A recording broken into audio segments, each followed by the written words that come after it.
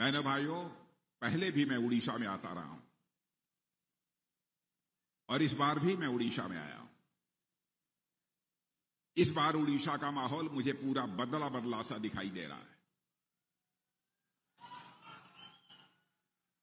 पहले जब चुनाव होते थे हम लोगों से पूछते थे यहां पर भारतीय जनता पार्टी कितने सीटों पर विजय प्राप्त करेगी, तो कोई कभी कहता था 7 लोकसभा सीटों पर, कोई कहता था 8, कोई कहता था 10, 11, इसके आगे कोई बढ़ता ही नहीं।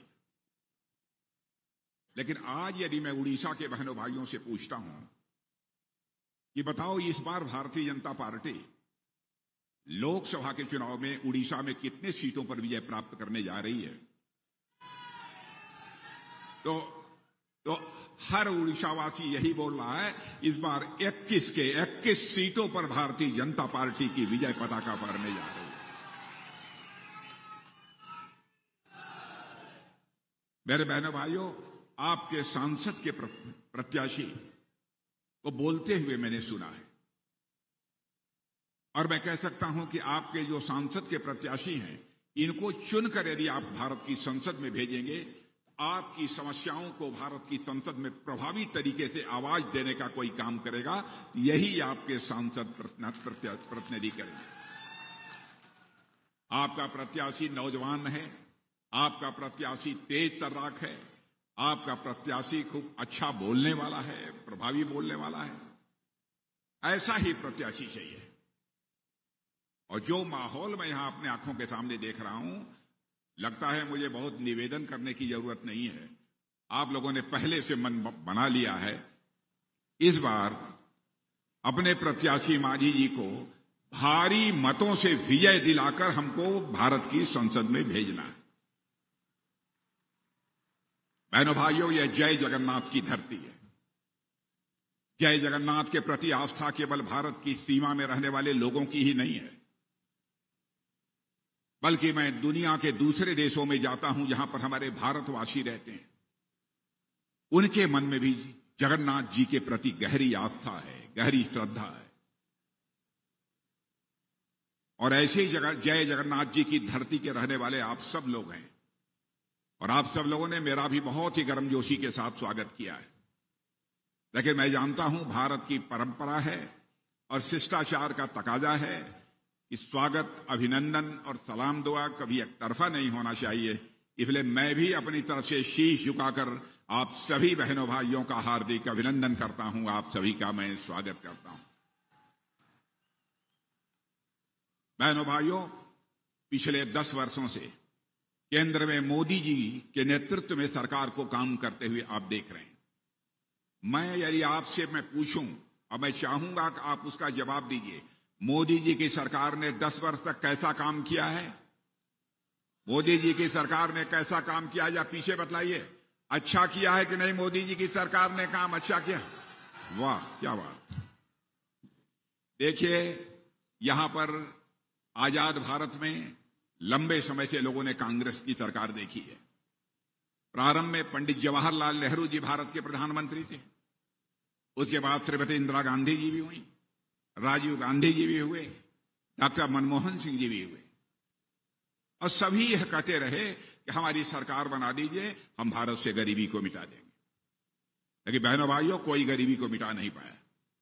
लेकिन आज मैं सीना ठोक कर डंके की चोट पर कह सकता हूं, 10 वर्षों के अंदर ही इस हिंदुस्तान से 25 करोड़ लोगों को गरीबी रेखा से बाहर करने में किसी भारत माता के सपूत ने सफलता प्राप्त की है तो उसका नाम है श्री नरेंद्र मोदी। और जानते हैं, दुनिया के बड़े बड़े अर्थशास्त्री अब यह दावा कर रहे हैं यदि मोदी जी आगे भी प्रधानमंत्री के रूप में काम करते रहे तो आगामी 10-15 वर्षों में इस हिंदुस्तान से गरीबी का पूरी तरह से सफाया हो जाए। अभी तक तो केवल 25 करोड़ लोगों को गरीबी रेखा से बाहर किया है। मैं जानता हूं, इसी उड़ीसा में मैं आता था, बड़ी संख्या में गरीबों का हुजूम हमको दिखाई देता था।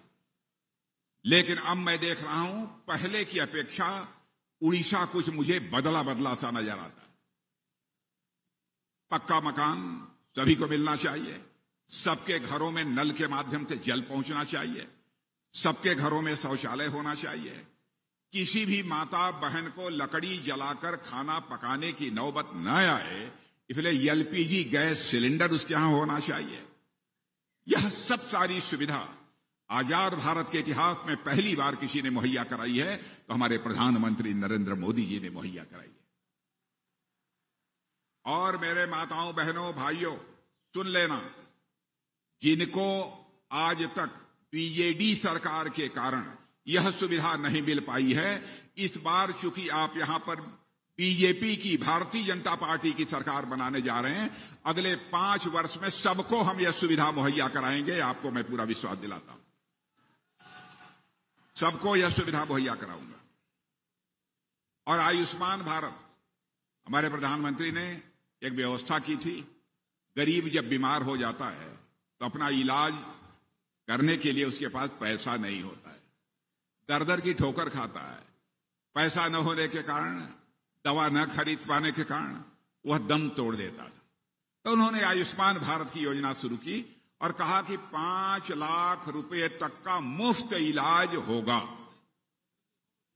मैं जानता हूं यहां की सरकार ने बहुत सारे लोगों को आयुष्मान भारत की यह सुविधा नहीं दी है।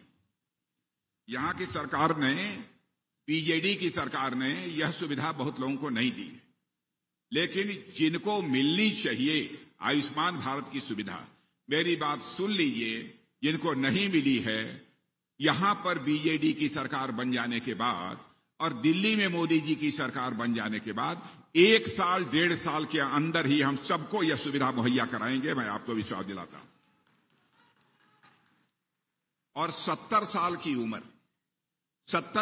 उम्र जिनकी हो गई है, 70 साल और उसके ऊपर, घर के आपके पिता होंगे, आपकी माता होंगी, आपके दादा होंगे, दादी होंगी, बहुत सारे लोग होंगे, चाहे वो कितनी भी आमदनी उनकी क्यों न होती हो, चाहे गरीब हो अमीर हो, हमारे प्रधानमंत्री ने फैसला किया है अब सबको 5 लाख रुपए तक की मुफ्त इलाज की व्यवस्था की जाएगी। यह कोई छोटी उपलब्धि नहीं है, ऐसी बहुत सारी चीजें। और बहनों भाइयों, आप जानते हैं भारतीय जनता पार्टी हिंदुस्तान की एक ऐसी राजनीतिक पार्टी है जो कहती है वह करती है। हमारे कहने और करने में कभी अंतर नहीं रहा है। लेकिन आपने देखा होगा कांग्रेस के नेताओं ने, बीजेडी के नेताओं ने आश्वासन तो आपको बहुत सारे दिए, लेकिन मैं समझता हूं आंशिक रूप से भी अपने आश्वासनों को पूरा कर दिया होता तो शायद आज हमारा यह उड़ीसा गरीब उड़ीसा न होता, बल्कि हमारा यह उड़ीसा धनवान उड़ीसा बन गया होता। लेकिन भरोसा तो दिया, आश्वासन दिया, लेकिन आश्वासनों को पूरा नहीं किया।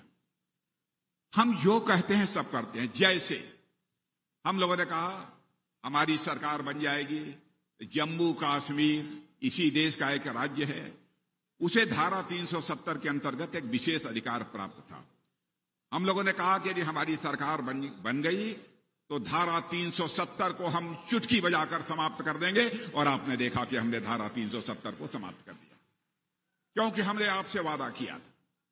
हम लोगों ने कहा था दिल्ली में हमारी सरकार बना दीजिए, मोदी जी को प्रधानमंत्री बना दीजिए, अयोध्या की धरती पर भव्य राम का मंदिर बनने से हमें दुनिया की कोई ताकत रोक नहीं सकती है। और मुझे याद है कि पहले जब हम लोग नारा लगाते थे कि राम लला हम आएंगे, मंदिर यहीं बनाएंगे, तो कांग्रेस के लोग कहते थे यह भाजपा वाले धोखा दे रहे हैं जनता को। कहते तो हैं राम लला हम आएंगे, मंदिर हम वहीं बनाएंगे, लेकिन तारीख नहीं बताएंगे। और बहनों भाइयों, आपने देखा कि वह दिन आ गया 22 जनवरी, रामलला अपनी कुटिया से निकलकर अपने महल में प्रवेश कर चुके हैं, और हमारे प्रधानमंत्री ने धर्माचार्यों के मार्गदर्शन में उनकी प्राण प्रतिष्ठा कर दी है। और मैं कहना चाहता हूं, बहनों भाइयों ध्यान से सुनिए मेरी बात, रामलला अपनी झोपड़ी से निकलकर अपने महल में प्रवेश कर चुके हैं। अब भारत में भी राम राज्य का आगाज होकर रहेगा, इसमें कहीं दो मत नहीं है। हम लोगों ने जो कहा सो किया। अब तीन तलाक को समाप्त करने की बात हम लोगों ने कही। लोगों ने कहा था अब यह दूसरे धर्म के लोगों का मामला है, अब 3 तलाक क्यों समाप्त करेंगे? यह तो हिंदुओं का मामला नहीं है, मुसलमानों का मामला नहीं। बहनों भाइयों, हमने कहा कि हिंदू, मुसलमान, ईसाई सभी हमारे लिए बराबर हैं, सभी हमारे लिए बराबर हैं। और चाहे किसी धर्म में किसी धर्म की माता, बहन और बेटी के साथ कोई जुल्म और अत्याचार होगा तो उसके साथ भारतीय जनता पार्टी खड़ी रहेगी, सरकार बने या न बने, हमें इस बात की चिंता नहीं। और आपने देखा कि 3 तलाक को समाप्त करने की बात कही थी, अब लोगों ने चुटकी बजाकर 3 तलाक को भी हम लोगों ने समाप्त कर दिया। यह है भारतीय जनता पार्टी, जो कहती है वह करती है। अब कांग्रेस की बात बतलाएं आपको। कांग्रेस कहती थी हम भ्रष्टाचार मिटाएंगे। बहनों भाइयों, भ्रष्टाचार कांग्रेस के शासनकाल में मिटा? मैं आपसे पूछना चाहता हूं, भ्रष्टाचार बढ़ा कि घटा?